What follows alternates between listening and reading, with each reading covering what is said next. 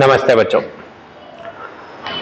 तो parallel combination I hope आप लोगों ने किया होगा, तो मैं फटाफट से उसके इंपॉर्टेंट पॉइंट्स बता दे रहा हूँ।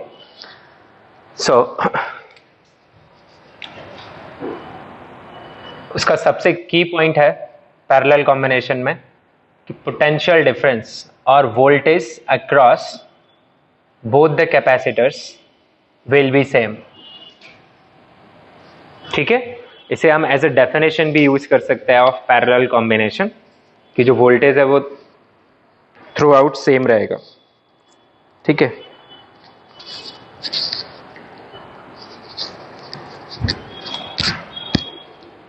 ओके। कैपेसिटेंस C1 C2 ये E, इसे अपन 0 मान सकते हैं, इसे E मान सकते हैं 0 E।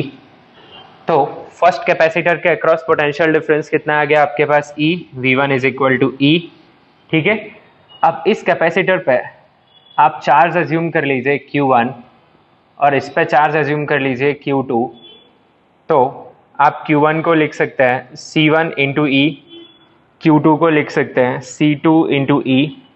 तो जो बैटरी ने टोटल चार्ज सप्लाई किया हुआ है वो अगर आप Q मान लें तो इसे मिला Q1 और इसे मिला Q2, तो आप लिख सकते हैं कि जो Q है वो Q1 और Q2 का क्या है, समेशन। डेफिनेटली एक प्लेट को प्लस Q1 दूसरे को माइनस Q1 मिलेगा, और यहाँ से आप कैपिटल Q को लिख भी सकते हैं, that is C1E plus C2E। तो आप कैपिटल Q को लिख सकते हैं C1 plus C2 into E। ठीक है, तो Q by E is C1 plus C2। अब एक सिंगल कैपेसिटर बना लीजिए C इक्विवेलेंट का, यही बैटरी, और इसे चार्ज इतना ही सप्लाई करना है जितना कि उसने इन दोनों को मिला के किया है। तो आप यहाँ पे भी लिख सकते हैं Q will be C equivalent into E, means Q by E will be C equivalent. So by 1 and 2 you can write your C equivalent as C1 plus C2. ठीक है, so in this combination voltage across both the capacitors it's same। ठीक है, और जो equivalent है वो कितना आ गया आपके पास C1 प्लस C2। अब आप यहाँ पे एक चीज और समझ लीजिए, एनर्जी। तो वर्क डन बाय बैटरी की बात कर लेते हैं। वर्क डन बाय बैटरी वो कितना होगा, यहाँ पे charge phloem through the battery Q into E। ठीक है, जिसे आप क्या लिख सकते हैं C equivalent into E square. अब energy stored in capacitors U stored, total की बात कर रहा हूं मैं। ठीक है, U टोटल, तो U1 प्लस U2 के इक्वल आएगी वो, जिसे अपन लिख सकते हैं half of C1 into E square plus half of C2 into E square.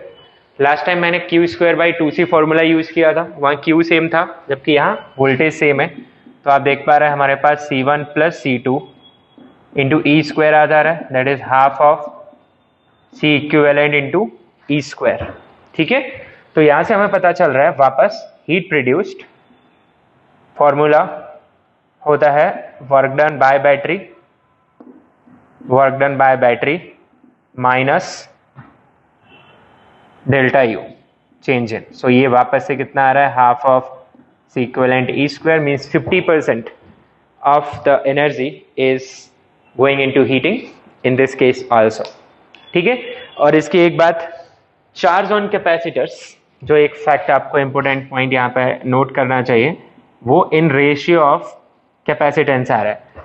Series combination में वोल्टेज का जो रेशियो था वो अपोजिट रेशियो ऑफ कैपेसिटेंस आया था, V1 बाई V2 और C2 बाई C1, और यहाँ पे Q1 बाई Q2 कितना निकल के आया है, C1 बाई C2।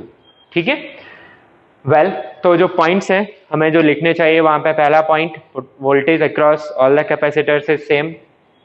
दूसरा पॉइंट आपको लिखना चाहिए कि ratio of charges is equal to C1 by C2। तीसरा पॉइंट आपको लिखना चाहिए related to this energy point of view, work done by battery, energy stored and the heat produced. ये कॉम्बिनेशन कहाँ यूज होता है, जहां हम कैपेसिटेंस इंक्रीज करना चाहते हैं सिस्टम की। So whenever you need to increase the capacitance of system, which combination will be used, parallel combination. ठीक है, ओके।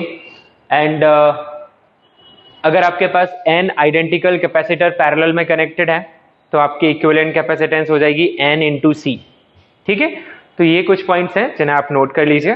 तो चलिए फिर हम आगे बढ़ते हैं और क्वेश्चन सॉल्व करते हैं बेस्ड ऑन कैपेसिटर सर्किट्स। तो अभी हम जो क्वेश्चन सॉल्व कर रहे हैं उनको बोलते हैं प्योरली कैपेसिटिव सर्किट्स, मतलब उनमें एलिमेंट सिर्फ कौन सा यूज हो रहा है, कैपेसिटर। ठीक है, और बैटरी एक एनर्जी एलिमेंट है जो एनर्जी सप्लाई कर रहा है सिस्टम को। आगे हम पढ़ेंगे प्योरली रेजिस्टिव सर्किट जिनमें सिर्फ रेजिस्टेंस एंड बैटरी रहेगा। फिर हम आरसी सर्किट्स पढ़ेंगे जिनमें रेजिस्टेंस, कैपेसिटेंस एंड बैटरी रहेगा। फिर हम प्योरली इंडक्टिव सर्किट्स पढ़ेंगे थोड़े टाइम बाद जिसमें एक इंडक्टर और बैटरी रहेगा। फिर इनके combinations LC, RL, LCR. So this will be the journey we will सी।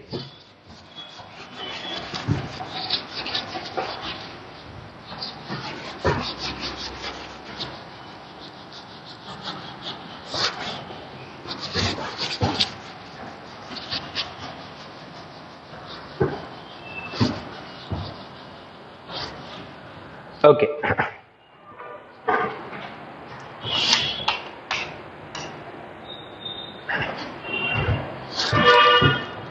बहुत ही सिंपल सा क्वेश्चन मैं पहले ले रहा हूं। देखिए, मान लीजिए दो कैपेसिटर्स हैं। ठीक है, इनकी कैपेसिटेंस C एंड 2C, और एक तीसरा कैपेसिटर है जिसकी कैपेसिटेंस है 3C, और ये एक आइडियल बैटरी के साथ कनेक्टेड है ऑफ EMF E। तो मेरा क्वेश्चन यहां पे है find voltage, charge and energy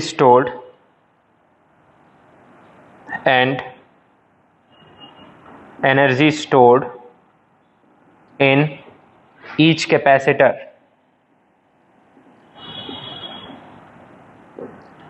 ठीक है, दूसरा also find work done by battery। तीसरा heat produced।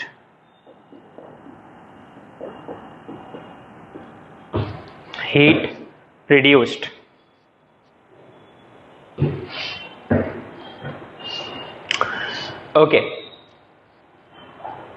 तो देखिए इसको करने के बहुत सारे तरीके हैं। मैं आपको एक एक करके different point of views discuss कर रहा हूं। एक है purely series parallel combination idea use करना। ठीक है, तो first way to look at the question is series parallel identification. तो हो सकता है आपको ढेर सारे कैपेसिटेंस लगे हुए हों। ठीक है, और आपको उन्हें सॉल्व करना है, कुछ वैल्यूज फाइंड करनी है, तो आप सीरीज पैरेलल से जा सकते हैं। अब बहुत सिंपल है सीरीज पैरेलल सोचना। सीरीज सोचने के लिए आपको क्या करना होगा, आपको देखना है कि एंड टू एंड कितने कनेक्टेड है। जैसे मैं देख पा रहा हूं यहाँ ये एंड टू एंड कनेक्टेड है।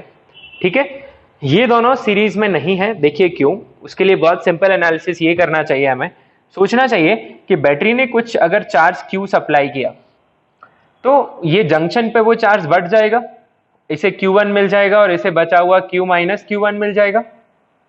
अब यहां पे कितना जाएगा, Q माइनस Q1, यहां से भी कितना आएगा Q माइनस Q1, यहां से कितना आएगा Q1, मिलके वापस से ये कितना हो जाएगा Q। तो ये इतना करने से हमें इतना सारा आइडिया लग गया कि यहां इस कैपेसिटर को जो चार्ज मिल रहा है वो Q1 मिल रहा है, इस कैपेसिटर को जो चार्ज मिल रहा है वो Q माइनस Q1 मिल रहा है, means the charges are different. तो इससे साफ साफ पता चल जाता है कि C and 3C as well as 2C and 3C they are not in series at least। Okay, now I can clearly see the charge on charge received by C as well as 2C is the same, so they are in series। all right, parallel combination कैसे देखते हैं, वो देखते हैं अपन voltage से। Voltage के लिए बहुत अच्छा है, टर्मिनल्स ढूंढ लीजिए आप। तो उसके लिए बैटरी के एक टर्मिनल को आप 0 वोल्ट मान लीजिए, दूसरे को आप E वोल्ट मान लीजिए। तो ये 0 वोल्ट, ये E वोल्ट, 0 वोल्ट। अच्छा, यहाँ कुछ नहीं लिख सकता मैं क्योंकि इसके अक्रॉस कुछ ना कुछ वोल्टेज आया होगा, so it will be some unknown X volt. Now check. 3C is connected across E and 0. C is connected across E and X. 2C is connected across X and 0. जबकि C and 2C combined is connected across E and 0. So what can I say here? This C and 2C are in series. They are receiving same charge. And their combination is in parallel with 3C. ये मैं इतना slow और आराम से आपको बता रहा हूँ बिकॉज इंडक्टिव सर्किट्स हो या रजिस्टिव सर्किट्स हो, सोचने का तरीका यही रहेगा. This is the first time in हो सकता है अपने रजिस्टिव सर्किट्स अपने 10th स्टैंडर्ड में भी थोड़े बहुत सॉल्व किए हो, but I am considering you don't know anything about series and parallel. बिल्कुल जीरो से बता रहा हूँ मैं. तो आपको क्या सोचना है कि सेम चार्ज आ रहा है तो सीरीज में है, सेम टर्मिनल यानी सेम टर्मिनल्स के क्रॉस कनेक्टेड है तो पैरेलल में है. समझ गए? कुछ भी सॉल्व नहीं किया है, सिर्फ सोचा है हमने. तो मैंने डिसाइड कर लिया कि ये जो C and 2C है, this C and 2C they are in series, they are in series. ठीक है? And their equivalent is in parallel with 3C. So we are reducing the circuit. ठीक है? We are reducing the circuit here. So अब series combination का formula equivalent का 2 के लिए क्या आ जाता है? C1 C2 by C1 plus C2. तो ये आ जाएगा 2C into C divided by 2C plus C, यानी ये आ जाएगा 2C बाई 3. अब ये जो 2C बाई 3 है ये एक सिंगल कैपेसिटर आ जाएगा 2C बाई 3, और ये किसके साथ? 3C के साथ. किसमें है? पैरेलल में. So I can write here that these two they are in parallel. Okay इनका टोटल कितना हो जाएगा? इक्विवेलेंट कितना हो जाएगा? Summation simply 3C plus 2C by 3. तो ये आ जाएगा अपने पास 11C बाई 3. तो कुल मिला के फाइनली मेरे पास सर्किट ये आ गया कि एक ही कैपेसिटर आ गया जो कितनी कैपेसिटी का है? 11C बाई 3, और उससे बैटरी कनेक्टेड है E वोल्ट की. ठीक है? सब मिला जुला के आप समझ लीजिए. मैंने सीरीज पैरेलल आइडेंटिफाई किया, सर्किट को छोटा करते गए और एक कैपेसिटर एक बैटरी पे आ गया. अब चेक कर लो, पॉजिटिव टर्मिनल के साथ positive, negative terminal negative charge मिलेगा. इसको चार्ज कितना मिल रहा है ये निकाल लो आप. So what is the charge on the equivalent capacitor? अच्छा ये भी पूछता आपसे कि find equivalent capacitance across terminals of battery which is AB. Battery के अक्रॉस इसका इक्विवेलेंट कैपेसिटेंस क्या है? तो भी बैटरी के अक्रॉस इसका इक्विवेलेंट कैपेसिटेंस कितना आया आपके पास? 11C by 3. इतना भी हो सकता था क्वेश्चन. Q होता है आपके पास C इक्विवेलेंट इंटू E, तो C इक्विवेलेंट आ गया आपके पास 11C बाई 3 इंटू E. ये हुआ टोटल चार्ज. ये तो फाइंड करना ही नहीं था. अब इसमें उल्टा चलना है. पहले अपन ने सर्किट छोटा करके यहाँ पे आए, अब नीचे उतरेंगे आराम से. ये जो Q चार्ज है ये इन दोनों में डिस्ट्रीब्यूट हुआ है. They are in parallel. Parallel में चार्ज डिस्ट्रीब्यूट होता है, सीरीज में चार्ज सेम मिलता है. तो चार्ज डिस्ट्रीब्यूट किस रेशियो में होता है? चार्ज डिस्ट्रीब्यूट होता है in the ratio of capacitance. तो इसको चार्ज कुछ मिला होगा Q1 और इसको मिला होगा Q2. आप Q1 बाई Q2 क्या लिख पाएंगे? 2C by 3 divided by 3C, यानी कितना आ जाएगा ये? 2 बाई 3. Q1 बाई Q2 की value, O sorry 2 by 9. Okay, so now can you just write Q1 and Q2? बिल्कुल लिख सकते हैं अपन. Q1 will be equal to 2 by 11 into Q. Q2 will be equal to 9 by 11 into Q. मतलब Q आपके सामने लिखा हुआ है, तो ये आ गया मेरे पास 2C by 3 और ये आ गया 3C. मैंने Q की वैल्यू पुट कर दी. So what I got charges on these two capacitors as 2C by 3 and 3C. So these are plus and minus. तो अब इस पे तो चार्ज पता चल गया भाई. इस पे चार्ज कितना आ गया? 3C with this plate positive, this negative. ये जो आप देख रहे हैं this capacitor which is of 2C by 3, ये किन किन के सीरीज कॉम्बिनेशन से आया हुआ है? C and 2C के. और सीरीज कॉम्बिनेशन में चार्ज क्या रहता है? सेम. तो यही चार्ज कितना? 2C बाई 3, 2C बाई 3 इसको भी मिलेगा और 2C बाई 3 इसको भी मिलेगा. सीरीज में चार्ज बढ़ता नहीं है. ठीक है? मतलब बोलने का मतलब ये है कि this charge is phloem 2CE/3। Well, हो गया अपना सर्किट सॉल्व। इसको कितना चार्ज मिला? 2CE/3। इसको कितना चार्ज मिला? 2CE/3। नीचे वाले को कितना मिला? 3CE। तो वोल्टेजेस कितने आए वो भी देख लेते हैं। वोल्टेज क्या होता है? You can use V = Q/C, can you? So what is the voltage across this one? So call it V1. It is Q divided by C. So it is 2E/3. Voltage across this Q divided by C. इसका Q कितना है? 2CE/3. C कितना है? 2C. So it is E/3. Okay. Here, what is the voltage you got? 3CE/3 यानी E। और दिख भी रहा है इसके अक्रॉस तो वोल्टेज E वोल्ट है। तो हमने हमारे कौन कौन से पार्ट आंसर हो गए? वोल्टेज आ गया, चार्ज आ गया, अब क्या बचा? Energy stored. Now it's easy to right.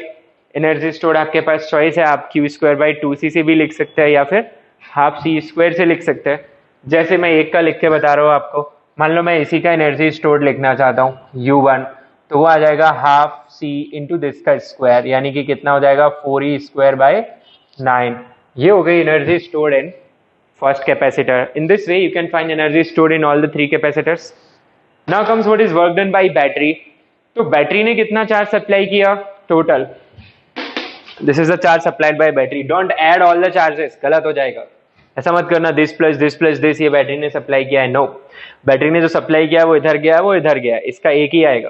तो 2CE/3 प्लस इसके पास चार्ज आया है 3CE, आप ऐड करेंगे आपको मिलेगा 11CE/3। So what is work done by battery?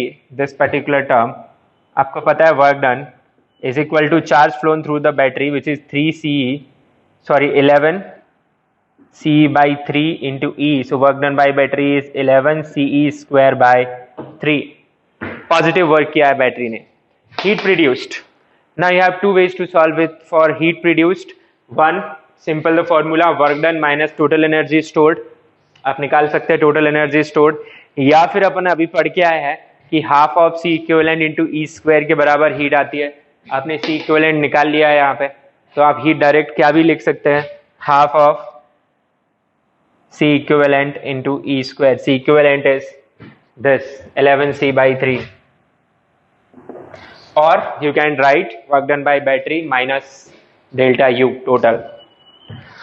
सो ये एक तरीका था using series and parallel combination charges find करना। दूसरा तरीका सोचने का, it's a mixed approach. Series parallel भी यूज करेंगे और थोड़ा दिमाग भी, एकदम लकीर के फकीर नहीं बनेंगे अपन जैसा इधर किया है। तो देखिए क्या फर्क आएगा अप्रोच में। जो सीधा सीधा सीरीज पैरेलल दिख गया था कर लिया हमने, ठीक है। चलो वही दिख रहा है, ये सीरीज में है, ये पैरेलल में है, यहां तक आ गया, मतलब ये डायग्राम बना लिया हमने। ये आ गया था 2C/3 और ये आ गया 3C। अब इस स्टेप पे ना जाते हुए, या नॉट गोइंग टू दिस, हम यहीं से डायरेक्ट सॉल्व करना स्टार्ट करते हैं। This is another second method I am telling you. 0 volt E volt, 0 volt E volt. क्या आपको पता है इसके अक्रॉस वोल्टेज कितना आ रहा है 3C के across? Yes, you can check. Voltage across 3C is, say call it V3, it is E. What is voltage across this? Voltage across this is also E. Now, इसको अलग से लिखेंगे, ठीक है? एक ही डायग्राम में खिचड़ी नहीं बनाना है, अलग अलग मेथड। पहला क्वेश्चन है इसलिए हम इतना डिटेल में जा रहे हैं, अदरवाइज ओरली कर लोगे आप ये क्वेश्चंस को। अच्छा, तो आप बताओ यहाँ पे चार्ज कितना आ गया भाई? वोल्टेज पता चल गया, तो चार्ज ऑन 3C वो आ गया मेरे पास C into E, C is 3C into E। Charge on this वो कितना आ गया? इसका C 2CE/3। अच्छा, अब थोड़ा दिमाग, ये कहां से आया है? ये आया है series combination of these two. अब सीरीज कॉम्बिनेशन में चार्ज सेम रहता है, जितना इक्विवेलेंट कैपेसिटर पर रहता है उतना ही पार्टिसिपेटिंग कैपेसिटर्स पर रहता है। तो इसका जो इक्विवेलेंट कैपेसिटर है सीरीज का, उस पर चार्ज है 2CE/3, तो इन दोनों पे भी चार्ज कितना ही रहेगा? 2CE/3। यहाँ लोग बहुत गलती करते हैं, वो आधा आधा कर देते हैं, ठीक है? ऐसा बट नहीं रहे वो, ठीक है? The same charge is phloem. So 2CE/3 इसके पास भी, 2CE/3 इसके पास भी। तो ये कोई अलग मेथड नहीं है, सिर्फ हाँ आप थोड़ा प्रैक्टिकल सोच लिए कि आपको सीधा वोल्टेज मिल जा रहा है तो और कॉम्प्लिकेट क्यों करें उस कैलकुलेशन को हम, ठीक है। अच्छा, ये हो गई मिक्स्ड अप्रोच, जिसे हम ज्यादा यूज किया करेंगे कि जहां सीरीज पैरेलल दिख रहा है कर लिया, उसके बाद जहां से डायरेक्ट बोल सकते हैं हम फटाफट कर लिया करेंगे। अब एक अप्रोच कहलाती है जिसको बोलते हैं हम बेसिक लॉज यूज करके सॉल्व करना। बेसिक लॉज मतलब किरचॉफ्स लॉज, कि आप किरचॉफ जंक्शन लॉ लगा रहे हैं, आप लूप लॉ लगा रहे हैं। So let us C those approaches also, जिसमें हम सीरीज पैरेलल सोच नहीं रहे हैं। चलिए वो भी मैं आपको बताता हूं। Oh, this is our third approach, I'm telling you. And that is by using idea of Kirchhoff's laws.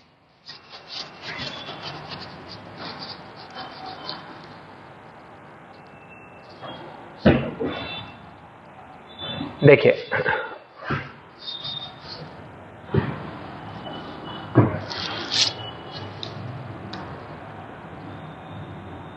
तो किरचॉफ के दो लॉ है, ठीक है, एक जंक्शन लॉ है, एक लूप लॉ है। तो हम दोनों से ही सॉल्व करेंगे एक एक करके। फिलहाल मैं आपको सॉल्व करके दिखा रहा हूं जंक्शन, चलो मैंने लूप लॉ से दिखा रहा हूं पहले, उसके बाद जंक्शन बताऊंगा। ओके, आपको ये सोचना है कि किस लॉ में वेरिएबल्स क्या एज्यूम कर रहे हैं। तो लूप लॉ क्या बोलता है, algebraic sum of voltages in close loop is equal to 0, यही आपका लूप लॉ। तो लूप लॉ में जो वेरिएबल्स रहेंगे वो चार्ज रहेंगे। मतलब आप वोल्टेज को किसके टर्म्स में एक्सप्रेस करोगे, चार्ज के टर्म्स में। देखो मैंने ऑलरेडी चार्जेस एज्यूम कर रखे हैं, तो आप यहां ध्यान से देख लीजिए। बैटरी जो टोटल चार्ज सप्लाई कर रही है वो मैंने Q माना हुआ है, ठीक है। मैंने इधर जाने वाला चार्ज Q1 मान लिया है, तो इधर आने वाला चार्ज Q2 मान सकते हो आप, ध्यान से समझना है। पर यहां जंक्शन लॉ लगा देंगे अपन, ये एक जंक्शन दिख रहा है, आने वाला Q1 जाने वाला आने वाला Q जाने वाला Q1 और Q2। तो Q1 और Q2 का समेशन किसके इक्वल होना चाहिए, Q के। तो एक वेरिएबल फालतू में क्यों बढ़ाए, यहाँ अपन पहले से ये लगा लेते हैं जंक्शन लॉ, लग गया देख लीजिए है ना, junction law Q minus Q1। अब ठीक है, प्लस माइनस कैसे डिसाइड करेंगे ये भी बहुत अच्छे से सुन लो। पॉजिटिव चार्ज ही एज्यूम किया है हमने, तो पॉजिटिव चार्ज जिस प्लेट को मिल रहा होगा वो पॉजिटिवली चार्ज हो रही होगी, और जिस प्लेट से पॉजिटिव चार्ज दूर जा रहा होगा वो नेगेटिवली चार्ज हो रही होगी, सिंपल। तो ये पॉजिटिव ये नेगेटिव, ये पॉजिटिव ये नेगेटिव, ये पॉजिटिव ये नेगेटिव, ठीक है। तो इस कैपेसिटर के पास चार्ज कितना आ रहा है, Q माइनस Q1, इसके पास भी कितना आ रहा है, Q माइनस Q1। अब लूप लॉ है, वेरिएबल देखो कितने हैं, एक Q वेरिएबल है और एक Q1 है, तो दो इक्वेशंस बनानी है। इस डायग्राम में आप लूप कितने ढूंढ सकते हैं, आप 3 लूप ढूंढ सकते हैं। देखो कौन कौन से, एक लूप जिसमें battery C and 2C involve है, पूरा आउटर बाउंड्री, यस। दूसरा लूप जिसमें बैटरी एंड 3C इन्वॉल्व है। तीसरा लूप जिसमें 2 कैपेसिटर ही इन्वॉल्व है। तो ऐसी तो कितनी इक्वेशन बना लिए आप, 3। बट आप पाएंगे कि उन 3 में से 2 इक्वेशंस एक जैसी ही आ जाएंगी, ठीक है। मतलब उनमें एक कांस्टेंट का मल्टीप्लिकेशन का अंतर रहेगा, दे विल बी सेम। तो आप कितनी ही डिस्टिंक्ट इक्वेशन बना पाएंगे जितने डिस्टिंक्ट आपने वेरिएबल अज्यूम किए हैं, ओके। तो मैं कोई भी 2 लूप से लेके इक्वेशन बना दे रहा हूं। सो मान लीजिए मैं एक लूप ले रहा हूं, द आउटर वन, ये मेरे लिए लूप 1 है, और दूसरा लूप लूंगा मैं ये छोटा वाला बैटरी एंड दिस कैपेसिटर, ये लूप 2। पहले लूप 1 में इक्वेशन लिख रहा हूं मैं अकॉर्डिंग टू लूप 1। चलिए लिखते हैं, बैटरी से ही स्टार्ट कर रहा हूं मैं। तो कल सिखाया था मैंने आपको, माइनस से प्लस जा रहा है तो गेन हो रहा है पॉजिटिव, प्लस से माइनस आ रहा है, ये फॉर्मूला लगा रहा हूं मैं, V equal to Q by C। Voltage लिखने के लिए लिख रहा हूं Q by C। What is the charge on positive plate, Q minus Q1 by C, पर माइनस Q माइनस लगा रहा हूं क्योंकि मैं प्लस से माइनस की डायरेक्शन में जा रहा हूं, मतलब ड्रॉप हो रहा है मेरा वोल्टेज, ड्रॉप हो रहा है, ड्रॉप नेगेटिव के साथ। यहां भी वोल्टेज ड्रॉप हो रहा है, minus Q minus Q1 by 2C, conducting wires हैं, इक्वल टू 0। ये मेरे लिए एक इक्वेशन बन गया। थोड़ा टर्म्स रिअरेंज कर लीजिए, एलसीएम ले लिया मैंने, 2C minus 2Q plus 2Q1 minus Q plus Q1 equal to 0. So I got 2CE is equal to, sorry, minus 3Q plus 3Q1 equal to 0. So I got 3Q1 minus 3Q is equal to 2CE, यानी कि Q1 minus Q is equal to 2CE by 3. एक तरीके से आपको solve होके दिख भी रहा है कि Q1 माइनस Q यहाँ का चार्ज है और वो कितना निकल के आया है 2CE by 3. अच्छा, लूप 2, हरा वाला लूप, बैटरी एंड 3C को इन्वॉल्व कर रहा है. तो बैटरी से स्टार्ट करते हैं. E प्लस से माइनस, मतलब माइनस ऑफ, आपको लिखना है Q बाई C, चार्ज मिल रहा है इसे Q1 divided by 3C equal to 0. तो आप सीधा देख पा रहे हैं Q1 आ रहा है 3C, Q1 आप यहां पुट कर दीजिए तो आपको Q मिल जाएगा. So 3C minus Q equal to 2CE by 3. So Q is equal to 11CE by 3. मतलब मुद्दे की बात समझिए कि हुआ क्या.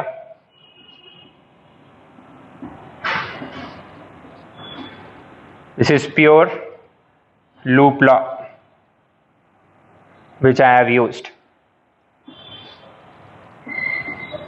देखते रहिए. बैटरी ने जो टोटल चार्ज सप्लाई किया वो Q किया. इसको मिला कितना चार्ज, इसको मिला 2CE बाई 3. इसको कितना मिला 2CE बाई 3. इसको कितना मिला 3CE. This is the final result I got. So इधर जो चार्ज फ्लो हुआ था वो फ्लो हुआ 3CE, इधर जो फ्लो हुआ था वो 2CE बाई 3. तो यहां से कितना गया था 11CE by 3. Well, series parallel हो सकता है किसी पर्टिकुलर क्वेश्चन में आपको ना पता चले कि कौन सीरीज में कौन पैरेलल में है. कौन सी अप्रोच हमेशा काम करेगी, दिस लॉज. ठीक है, इसे लूप लॉ से किया, अभी मैं आपको जंक्शन लॉ से भी करके बता रहा हूं. बट हाँ, लॉ से सॉल्व करना खुद को ज्यादा मैथमेटिक्स में इन्वॉल्व करना है, यानी टाइम टेकिंग हो जाएगा इक्वेशंस बना के फिर सॉल्व करना. तो हम सोचा क्या करेंगे, पहले सोचा करेंगे कहीं सीरीज पैरेलल मिल रहा है क्या. मिल रहा है तो फटाफट जितना सर्किट रिड्यूस कर सकते हैं कर लेंगे और फटाफट से आंसर. ठीक है, अगर नहीं दिख रहा है सीरीज पैरेलल तो आखिरी हथियार होगा हमारा किरचॉफ्स लॉ. ठीक है, ओके. चलिए इसी क्वेश्चन को मैं सॉल्व करके बता रहा हूं आपको by using junction law, no loop laws. तो इसे मिटा दे रहा हूं मैं.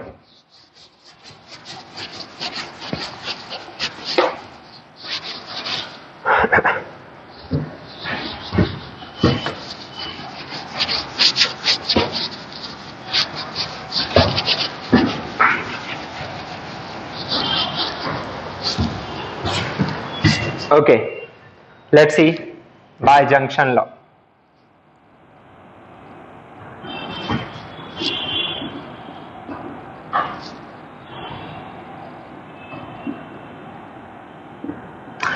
जंक्शन लॉ में आपके जो वेरिएबल्स रहेंगे वो रहेंगे पोटेंशियल्स. माइंड पोटेंशियल्स लिख रहा हूं मैं, ना कि वोल्टेज. ठीक है. अच्छा, कहीं ना कहीं आपको रेफरेंस मानना पड़ेगा. तो मोस्ट ऑफ द टाइम हम बैटरी के नेगेटिव टर्मिनल को 0 वोल्ट माना करेंगे जब तक कि क्वेश्चन ने खुद रेफरेंस नहीं दिया, और मैंने दूसरा वाला जो टर्मिनल है उसे ई वोल्ट में मान लिया. 0 वोल्ट, जहां तक कोई यूनिट कनेक्टेड नहीं है वो सब उसी पोटेंशियल पे आएंगे, ये सब भी ई वोल्ट पर ही आएंगे. अच्छा, अब आपको करना क्या है कि जो अननोन टर्मिनल है, अननोन कौन सा है यहाँ पे, जैसे यहाँ इस पॉइंट का पोटेंशियल मुझे ई पता है, इस पॉइंट का पोटेंशियल मुझे 0 पता है, पर मैं ये नहीं बोल सकता कि what is the potential difference across C, क्योंकि मुझे इनके कनेक्शन पॉइंट का पोटेंशियल पता नहीं है. तो यहाँ आपको अननोन मानना पड़ेगा. आप मान लीजिए कि ये कितने वोल्ट पे है, x वोल्ट. ठीक है. तो the good thing about this method in this situation is there is only one variable which is x. okay, और अगर जब मैंने लूप लॉ से किया था तो कितने वेरिएबल थे, 2 variables. But it's not universal कि आपका जंक्शन लॉ अप्रोच हमेशा ही छोटा रहेगा लूप लॉ से, नॉट ऑलवेज. ठीक है, पर आप खुद की चॉइस है, किसे कैसे भी कर सकते हैं, नॉट मच डिफरेंट। ओके, अब इक्वेशंस कैसे बनाना है जंक्शन लॉ की, वही इक्वेशंस बनेंगी कि जो आइसोलेटेड प्लेट्स हैं which are connected in themselves, उनका टोटल चार्ज चेंज नहीं हो सकता। तो यहां कौन कौन कनेक्टेड है, ये दोनों। तो इन दोनों प्लेट्स पे कुल मिला के चार्ज हमेशा उतना ही रहेगा जितना कि ये कनेक्शन होने से पहले था। अब क्वेश्चन में ये नहीं बताया उसने कि ये कैपेसिटर्स यहां कनेक्ट होने से पहले न्यूट्रल स्टेट में थे या फिर ये चार्ज थे। डिफॉल्ट मान के चलेंगे यहाँ कि हम इन पे स्टार्टिंग में कोई चार्ज नहीं था। अच्छा, अब आप सोच ले, let us consider how to write this equations. See here, आपका जो अननोन है, दिस इज अननोन। अननोन को आप हमेशा हाई अज्यूम करके चलिए। अज्यूम, हाई से मेरा मतलब है ये जो हमने x देखा है इसका e और 0 के साथ कंपैरिजन है। मुझे नहीं पता कि x 0 से भी छोटा आ सकता है, नेगेटिव भी आ सकता है, e से बड़ा आ सकता है, e से छोटा आ सकता है, मैनी केसेस विल एग्जिस्ट। वो ऑटोमेटिकली एडजस्ट कर लेगा। आप अपने अननोन को क्या मान लो, वो सबसे बड़ा है वहां पे। तो सबसे बड़ा है तो उसके हिसाब से आप मान लो कि इधर ही चार्ज फ्लो हुआ, इधर ही चार्ज फ्लो हुआ, मतलब यहां से चार्ज इधर भी गया, इधर भी गया। तो फिर इसका जो समेशन आएगा वो कितना आना चाहिए, 0। वही हम करेंगे। तो चलिए करते हैं। तो इस कैपेसिटर को इधर से कितना चार्ज मिला होगा, फिर आप लिखेंगे x माइनस ई, ये हो गया वोल्टेज। मैं यूज कर रहा हूं यहाँ पे Q equal to C V formula, पहले यूज किया था मैंने V equal to Q by C. Junction law है, चार्जेस लिखोगे पर किसके टर्म्स में लिखोगे, पोटेंशियल डिफरेंसेस के टर्म्स में। So I wrote x minus E into C, so I use this. इसका वोल्टेज कितना आ गया, हमने x बड़ा लिखा है इसलिए x माइनस ई लिख दिया, वैसे ही x इधर से भी बड़ा लिखना है तो आप लिख दोगे 2c into x minus 0 equal to 0। Note it, x मैंने इसके दोनों से बड़ा माना इसलिए बड़ा माइनस छोटा इंटू ई, तो अपना माइनस का प्रॉब्लम नहीं आएगा। अब इसे सॉल्व कर लो, c उधर भेज दिया तो यह आ गया x minus E plus 2x equal to 0, 3x equal to E, x is equal to E by 3। मतलब ये जो टर्मिनल आप देख रहे हैं इसकी पोटेंशियल कितनी आ गई मेरे पास, e बाई 3। ध्यान से देखिए क्या हमें आंसर मिला है अपने क्वेश्चन का। देखिए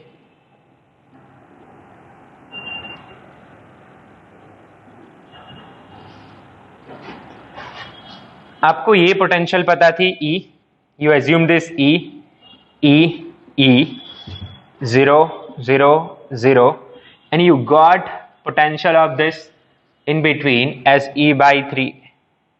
Now there is a point to note, मैंने एज्यूम किया था कि मेरा x सबसे बड़ा है, बट ऐसा हुआ नहीं। x मेरा 0 से बड़ा आया, E से छोटा आया। आपको चिंता करने की कोई जरूरत नहीं। आपको याद दिला दूं मैं, ऐसा ही पॉइंट मैंने आपको थर्मल कंडक्शन में भी बोला था कि जब आप जंक्शन लॉ लगाएंगे तो अननोन टेम्परेचर को आप greatest of both the temperatures मान लो, ठीक है। अच्छा, अब ये रियलिटी है। हाई कौन है, ये तो ये पॉजिटिव, ये नेगेटिव। इसके लिए हाई कौन है, ये positive negative positive negative. What is the voltage across this capacitor, you got the difference of these two, so I call it V1, या वोल्टेज अक्रॉस C लिख दीजिए आप। You got what, E minus E by 3, that is 2E by 3। Voltage across 2C, E by 3। voltage across 3C, anyway E. So what is charge on C? Q into V. Sorry, charge is C into V. So how much is the charge? 2C by 3. How much is the charge? 2C by 3. How much is the charge? 3CE. Can you understand? So these are the point of view you can use to solve these questions. I told you 4 approaches. 2 of those were quite similar. एक आध step पे अंतर था और ये थी आपकी Kirchhoff's loss, ठीक है। अब अपन इनका ऑर्डर क्या रखेंगे, सोचने का तरीका, सबसे पहले अपन सीरीज पैरेलल से डायरेक्ट सोचा करेंगे, पर सीरीज पैरेलल एकदम आखिरी तक उसी आइडिया के साथ नहीं बंधे रहेंगे। जहां तक लगा मुझे कि अच्छा मैं डायरेक्ट ही लिख सकता हूं तो मैं लिख दूंगा, आखिरी तक जरूरी नहीं मैं लेके जाऊं सीरीज पैरेलल से। यानी सेकेंड वाला जो मेथड था वो सबसे पहले सोचेंगे अपन, फिर दूसरा मेथड सोचेंगे। अगर वो नहीं हुआ सीरीज पैरेलल से तो मैं आगे चल के आपको सिखाऊंगा, there is something called symmetry approaches. तो वो मैं आपको आगे सिखाऊंगा। वो अपनी सेकेंड चीज रहेगी सिमेट्री अप्रोचेस, उससे भी सॉल्व नहीं हुआ तब फिर अपने पास ये दो लॉज हैं, आपका जो मन करे वो यूज कर लो, ठीक है, दोनों एक जैसे ही हैं। Well, so I am now moving to the next question here.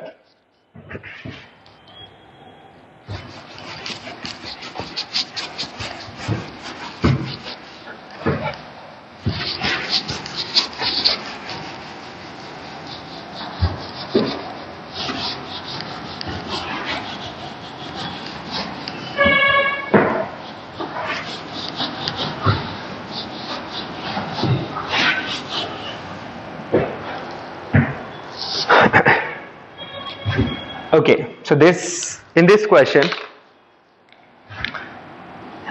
you are given with this setup.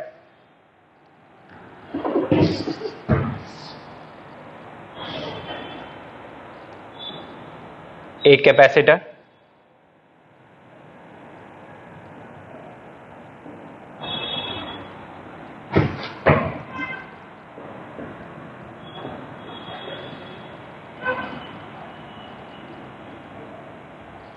चलो मान लो इतना ही है,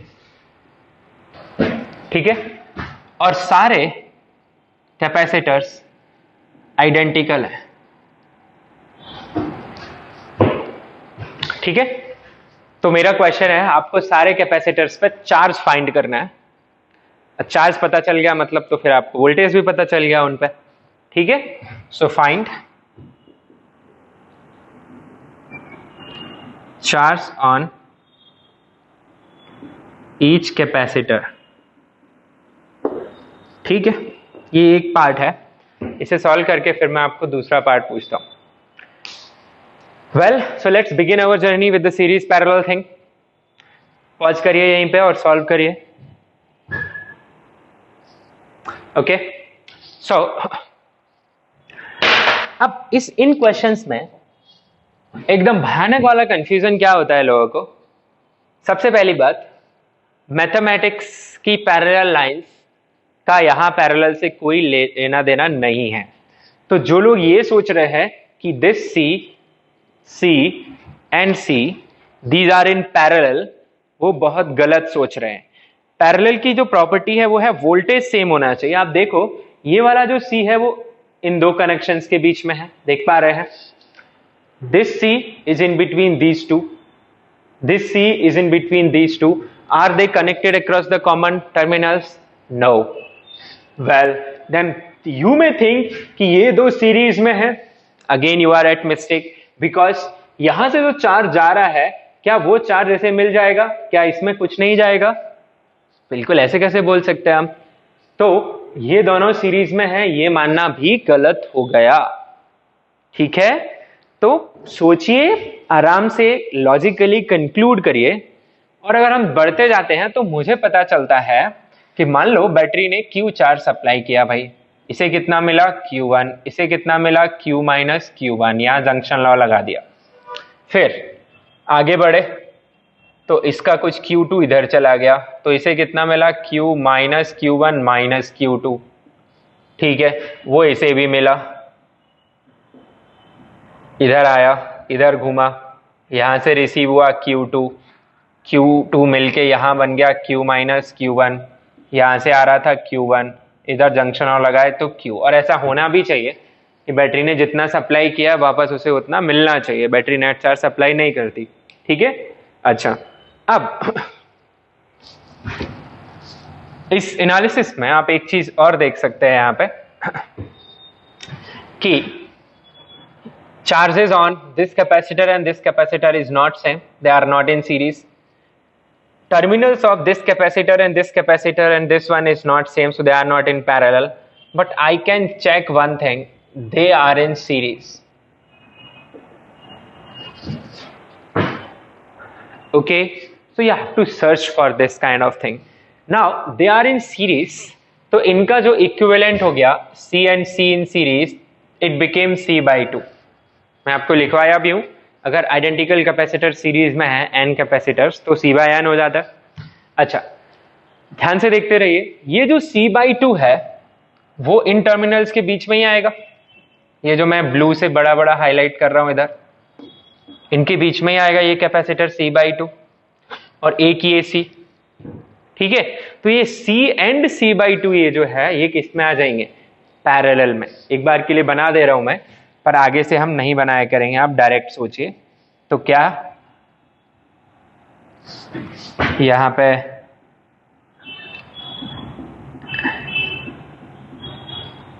ठीक है, ये दोनों मैंने बना दिए और इनका जो इक्विवेलेंट आया वो ये आया C/2। C, these are the terminals about which I am talking about।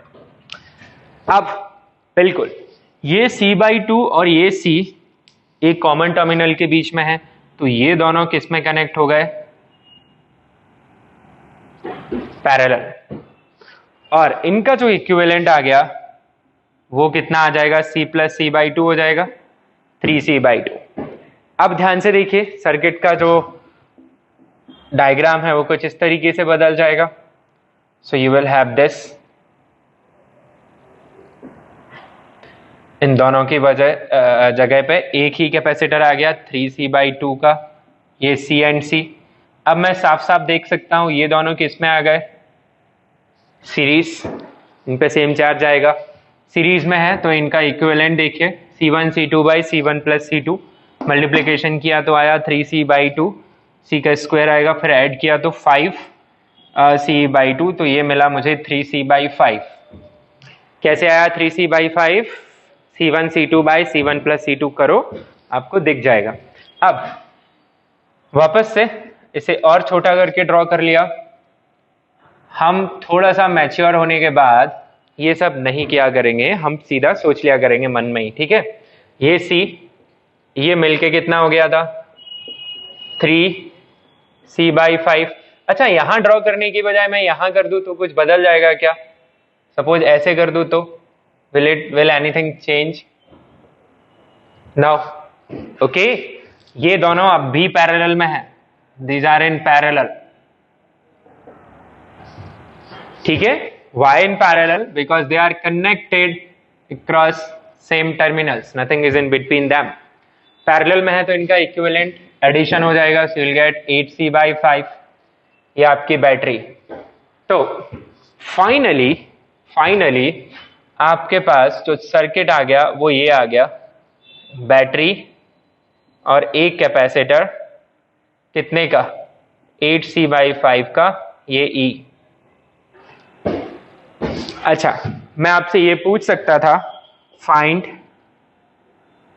Equivalent capacitance between A and B।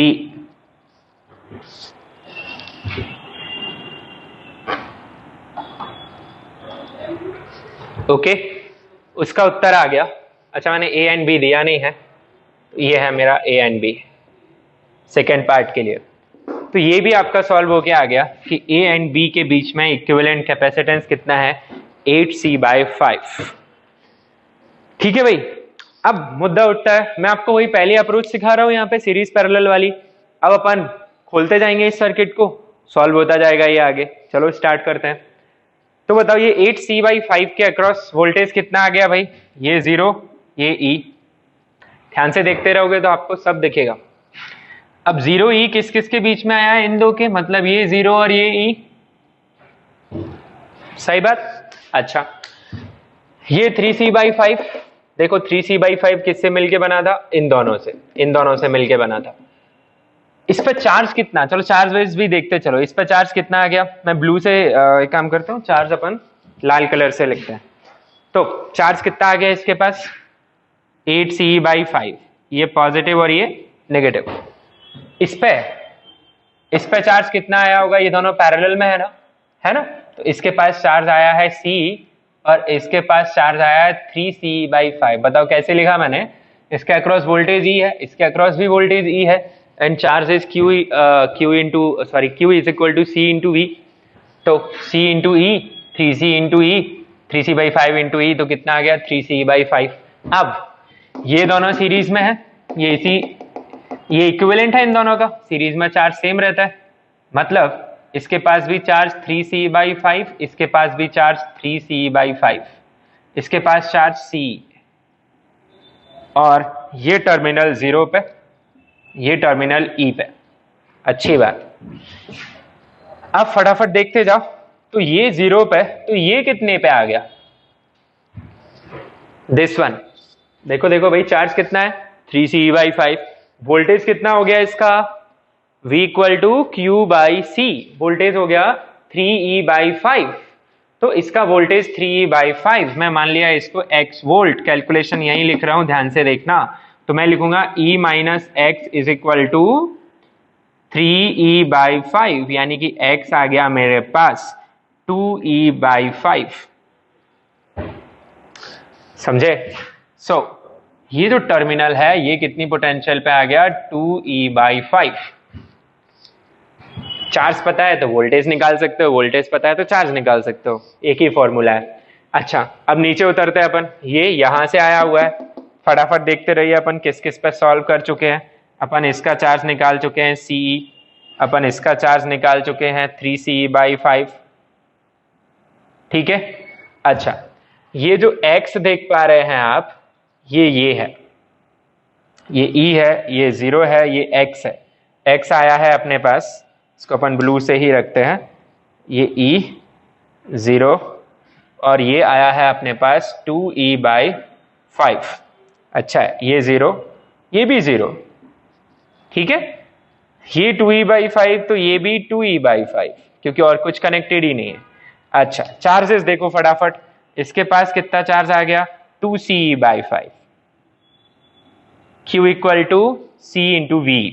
इसका भी वोल्टेज कितना है भाई? इसका वोल्टेज है 2E/5, C है C/2, तो इसके पास चार्ज आ गया अपने पास C/5। मल्टीप्लाई किया इन दोनों को। अब ये कहां से निकल के आया है भाई? इधर आ जाते हैं अपन, जो जो निकाल लिया है वो लिख देते हैं। ठीक है, अब ये मैं मिटा दे रहा हूं अपने चार्जेस, कंफ्यूजन ना हो ताकि।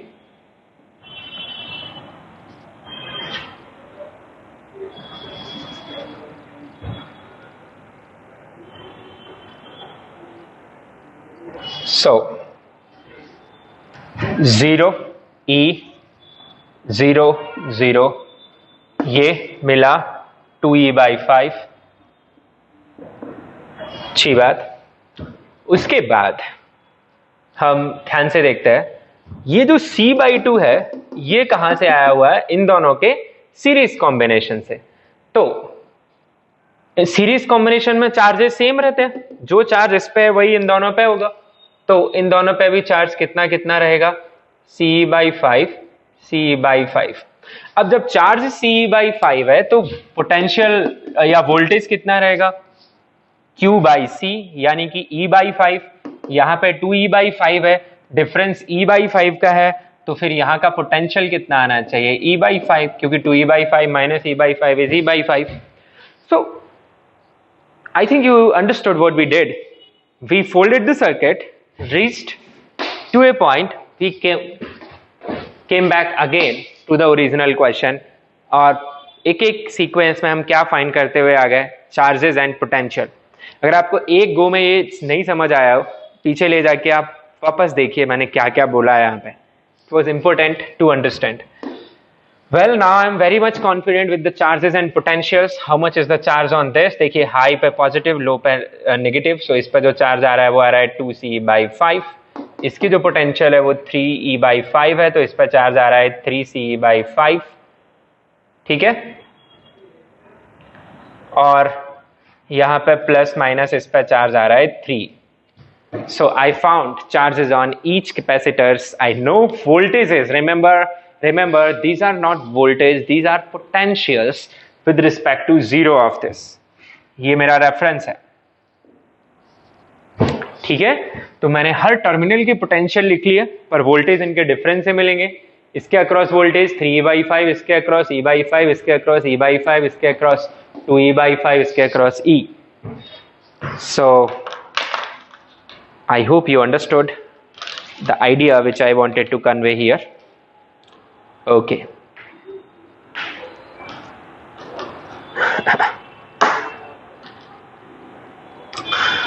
अब सपोज मैं ये पूछता है यहां पे, ये मेरा अगला क्वेश्चन है, इसे नेक्स्ट क्वेश्चन के जैसे ही लिखिएगा, डायग्राम यही, ठीक है।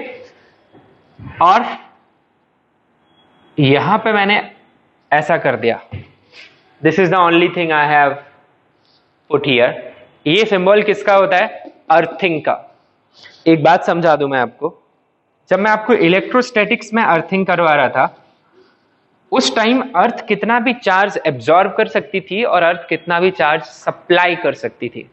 ओके, उसका एम क्या रहता था? पोटेंशियल को जीरो करना। इन इलेक्ट्रिक सर्किट्स अर्थिंग कोई नेट चार्ज सप्लाई या एब्जॉर्ब नहीं कर सकती, क्योंकि जो चार्ज यहां से जाएगा अर्थिंग ने मान लो दे दिया, रिटर्न में वो चार्ज अर्थिंग से नीचे वापस चला जाएगा।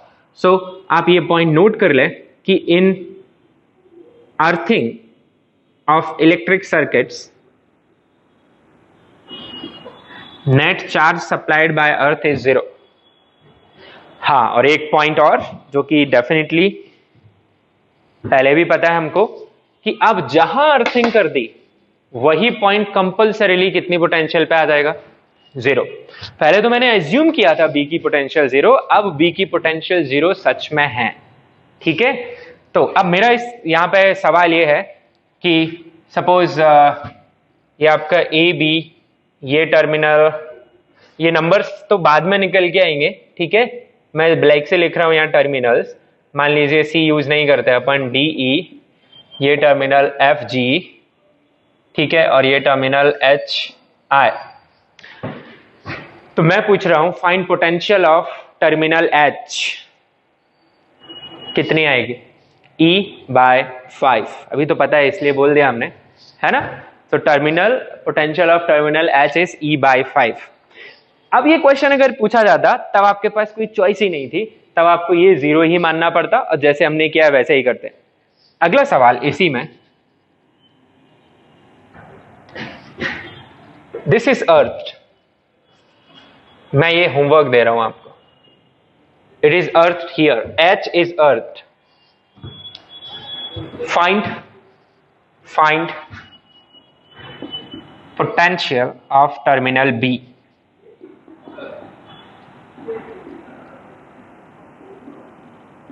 Potential of terminal B, ठीक है। सोचिए और मुझे आंसर बताइए ग्रुप पे, सॉल्व भी करिए इसे, यहां से चुराना नहीं है। ओके